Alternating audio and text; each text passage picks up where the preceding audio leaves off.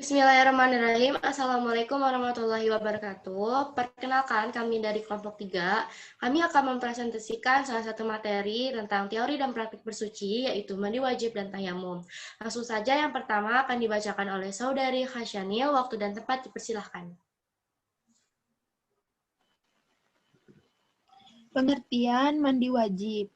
Mandi menurut bahasa adalah mandi atau al-ghuslu, berarti perbuatan yang dikerjakan oleh seseorang dengan cara mengguyurkan atau menyiramkan air ke seluruh tubuh badannya disertai dengan menggosoknya.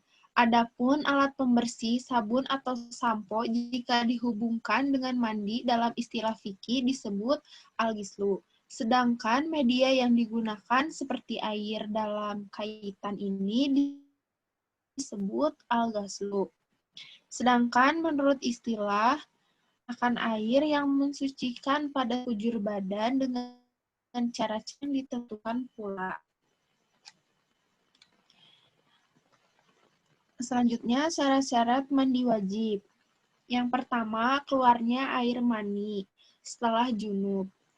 Dalam Quran Surat An-Nisa ayat 43, hai orang-orang yang beriman, janganlah kamu sholat sedang kamu dalam keadaan mabuk, sehingga kamu mengerti apa yang kamu ucapkan, dan janganlah pula hampiri masjid, sedang kamu dalam keadaan junub, terkecuali sekedar berlalu saja hingga kamu mandi. Yang ketiga, ada haid dan nifas. Dalam Quran Surat Al-Baqarah ayat 222, mereka bertanya kepadamu tentang haid, katakanlah, haid itu adalah suatu kotoran, oleh sebab itu hendaklah kamu menjauhkan diri dari wanita di waktu haid, dan janganlah kamu mendekati mereka sebelum mereka suci. Apabila mereka telah suci, maka campurilah mereka ini di tempat yang diperintahkan Allah kepadamu. Sungguh Allah mensyukuri orang-orang yang bertaubat dan menyukai orang-orang yang mensucikan diri. Yang keempat ada karena kematian. Dari Ibnu Abbas radhiyallahu anhu bahwasannya Rasulullah shallallahu alaihi wasallam bersabda dalam keadaan berihram terhadap seorang yang meninggal terpelanting oleh ontanya. Mandikan dia dengan air dan daun bidara. Hadis riwayat Bukhari Muslim. Selanjutnya, Sayyid Sabiq, seorang ulama fikih, mengatakan tentang persoalan keluarnya air mani dan mandi wajib. Hal-hal tersebut adalah sebagai berikut. Yang pertama, jika air mani keluar tanpa syahwat, tetapi karena sakit atau cuaca dingin, maka ia tidak wajib mandi. Kedua, jika seseorang bermimpi namun tidak mendapatkan air mani, maka tidak wajib baginya mandi. Demikian dikatakan Ibnul Munzir.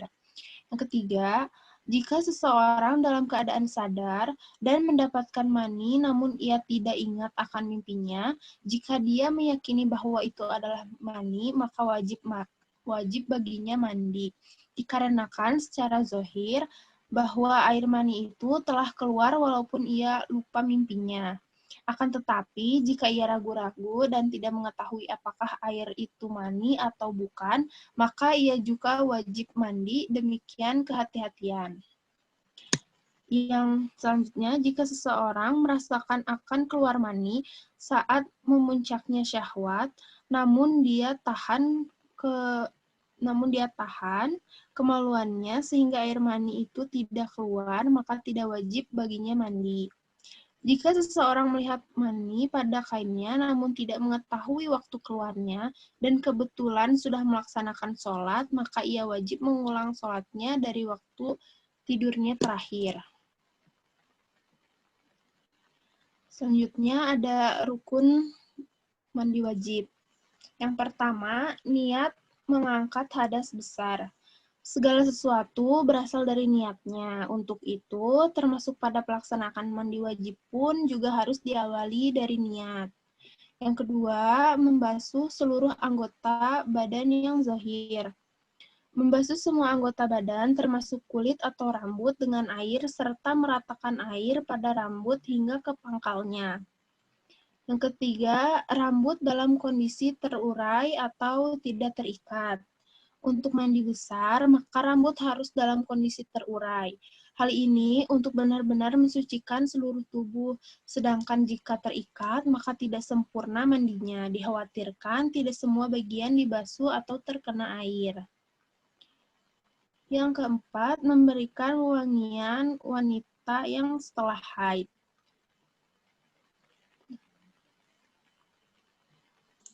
Yang selanjutnya ada cara mandi wajib yang baik menurut Rasulullah.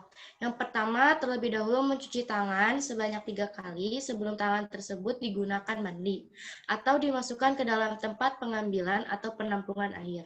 Yang kedua, untuk membersihkan kemaluan dan kotoran, maka hendaklah untuk menggunakan tangan kiri, bukan tangan kanan.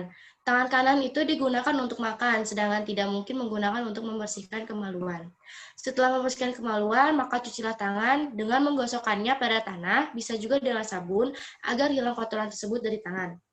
Yang keempat, berwudu dengan cara berwudu yang benar, sesuai aturan atau rukunnya dalam Islam, selagi akan melakukan sholat. Yang kelima, mengguyur air pada kepala sebanyak 3 kali. Mencuci kepala atau keramas mulai dari kepala bagian kanan ke bagian kiri dan membersihkannya hingga sela-sela rambut agar benar-benar bersih dan sempurna. Yang ketujuh, mengguyur air mulai dari sisi badan sebelah kanan lalu pada sisi sebelah kiri. Hal-hal yang disunahkan dalam mandi wajib. Rasulullah SAW bersabda yang artinya, dan sunah-sunahnya ketika melaksanakan mandi besar ada 5 perkara. Yang pertama membaca basmalah, berwudu sebelum mandi, menjalankan tangan ke seluruh tubuh, terus-menerus, dan mendahulukan anggota kanan atas anggota kiri. Yang pertama, membaca bismillah. Bismillahirrahmanirrahim. Kalimat basmalah bukan hanya menjadi suatu hal yang wajib dalam adab tilawatil Quran, tetapi juga kalimat yang mulia dan baik untuk dilafalkan ketika hendak melakukan sesuatu apapun, termasuk saat akan mandi wajib.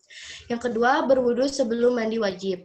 Sesungguhnya manfaat berwudu dalam Islam untuk membersihkan diri dari hadas kecil. Berwudu wajib hukumnya ketika hendak melaksanakan sholat, namun dalam tata cara mandi wajib menurut Islam, berwudu adalah bagian dari sumber sunahnya. Yang ketiga, ada membasuh dengan tangan ke seluruh badan. Maksud dari amalan sunnah dalam mandi wajib ini ialah untuk meratakan air ke seluruh tubuh agar bersih seluruhnya. Gerakanlah tangan untuk membersihkan diri mulai dari ujung rambut hingga ujung kaki dan gunakan air yang bersih dan memadai ketersediaannya. Yang keempat, mendahulukan bagian tubuh yang kanan daripada yang kiri. Dalam Islam memang sangat dianjurkan untuk melakukan berbagai hal dalam kehidupan, mulai dari bagian yang kanan, kemudian baru yang kiri. Hal ini karena bagian kanan dianggap lebih baik daripada kiri. Dari Aisyah radhiyallahu anha berkata, yang artinya Rasulullah SAW sangat menyukai mendahulukan yang kanan ketika memakai sendal, ketika menyisir rambut, dan ketika bersuci, juga dalam setiap perkara yang baik. Hadis riwayat Bukhari nomor 186 dan Muslim nomor 268.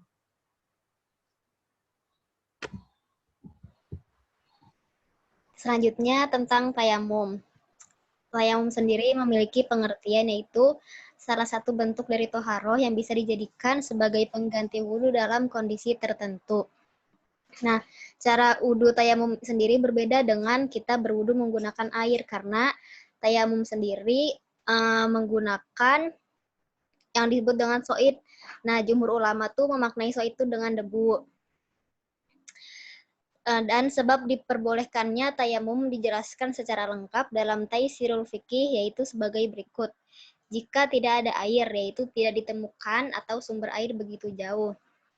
Nah, kalau misalkan nggak ada air, kita boleh ya tayamum. Kedua, jika memiliki luka atau penyakit dan khawatir menggunakan air. Jadi maksudnya kalau misalkan kita memiliki luka, terus kalau misalkan si luka itu kena air, bakal makin memperparah luka itu, maka kita dibolehkan untuk tayamum. Ketiga, jika air sangat dingin dan sulit dipanaskan. 4. Jika air diperlukan untuk minum dan khawatir kehausan.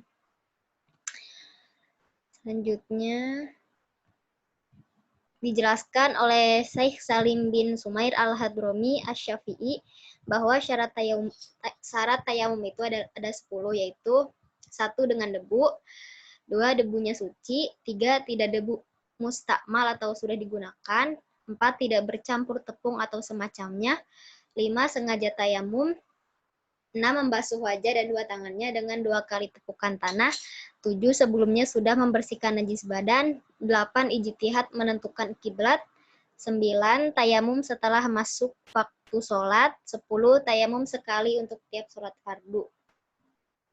Sedangkan rukun tayamum sendiri ada 5, yaitu 1 niat, 2 memindahkan debu, 3 mengusap wajah, 4 mengusap kedua tangan sampai sikut, 5 tertib. Sunah-sunah tayamum, 1 membaca basmalah, 2 mendahulukan mengusap anggota yang kanan, 3 menipiskan debu yang melekat di telapak tangan sebelum diusapkan ke muka dan kedua tangan. Selanjutnya cara tayamum. 1 membaca basmalah, 2 renggangkan jari jemari, kemudian tempelkan tangan kita ke debu tersebut, tekan hingga debunya melekat, kemudian kita tiup si debu tersebut, tapi harus berlainan dari sumber debu tadi.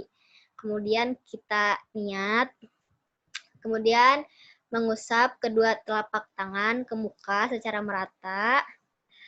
Terus habis kita mengusap ke muka, kita bersihkan dulu debu yang tersisa tadi di telapak tangan kita. Kemudian kita ambil debu lagi. Terus kita tiup lagi debunya. Setelah itu kita usap ke tangan kanan dulu, lalu ke kiri. Terakhir bersihkan debu yang tersisa. Sekian yang dapat kami sampaikan, kurang lebihnya mohon maaf. Wassalamualaikum warahmatullahi wabarakatuh.